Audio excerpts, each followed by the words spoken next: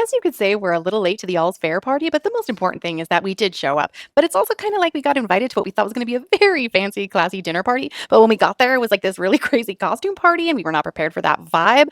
Not only does it feel that way for us as guests to the party, it also feels like everybody participating in the show is also feeling something similar because in any given scene, it feels like they all read a different script in a different tone, and they're all doing something totally different as if they're not really even in the same show. There are too many highlights to count, but I just want to talk about two things from episode 2 that made us laugh.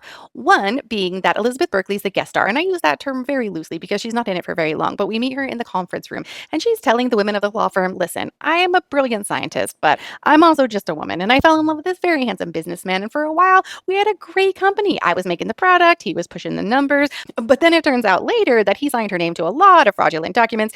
Turns out she's on the hook with the IRS and it does not look good. So keep in mind this meeting is preliminary. This is the first time Elizabeth Berkley has met with women of this law firm. They're looking through her files. They're telling her, listen, this doesn't look great. We don't like messing with the IRS. She's like, okay, well, I think I'm gonna go outside and vape for just a little while. And you guys, she goes out on the balcony and she jumps. This is a preliminary meeting. All they did was say, like, yeah, this is gonna be kind of hard. We're up against the government. They didn't say we won't take your case. They won't say this is impossible to win. They didn't say you should give up all hope. But that was it, you guys. This was a preliminary meeting. They did not even make any final decisions. All they did was say, like, yeah, it gets pretty tough when the IRS is involved. And she was just like, that's it. I'm out. There's no hope. Peace out. I'm done. I'm not even going to try. And then the second thing is our dearest Liberty, Naomi Watts character, the one who does not show clavicle, and don't you dare ask her. She wouldn't dare. Her partner asks her to marry him, and she kind of freaks out. So she goes to find him to apologize, and they go to the beach, and they have this lovely walk, and she's wearing her turtleneck. It's her beach wool. It's her beach turtleneck. It's very sexual. And she's talking to him by these rocks, and they have this moment that's very passionate,